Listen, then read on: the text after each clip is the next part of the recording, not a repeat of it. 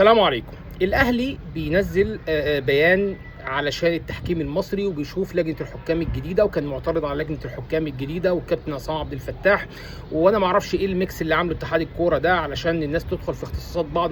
يعني اللي انا افهمه في الحياه ان يعني رئيسين على مركب واحده تغرق، ده اللي احنا نفهمه في الحياه. انت جايب النهارده ما شاء الله 3 4 بيديروا التحكيم المصري بمختلف مسمياتهم. الاهلي طبعا معترض على عصام عبد الفتاح، وكتب في البيان بتاعه ان الراجل ده كان ليه حاجات غريبه زي الاحتواء، زي روح البروتوكول، والحاجات دي احنا يعني ما شفناهاش في التحكيم. فالنادي الاهلي بيعترض. يجي بقى يعمل ايه بقى نادي الزمالك؟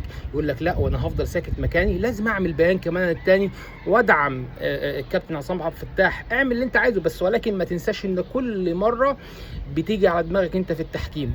ويعني والفتره اللي فاتت شفنا يعني حكام كتير طالعين على المنصات وبيتكلموا، وشفنا قد ايه العبث اللي كان موجود في السنه اللي فاتت، وقد ايه التحكيم كان يعني كان ضايع جدا. فالاهلي بداها بدري بيدور على حقوقه، دي حق مشروع لاي نادي، لان الاهلي تعرض لظلم رهيب جدا في الدوري اللي فات. يعني انت ماتش سيراميكا كليوباترا، لو انت خدت ضربه الجزاء اللي استدعى فيها محمود عاشور وفى، كان يعني كان الماتش ده وداك في حته ثانيه.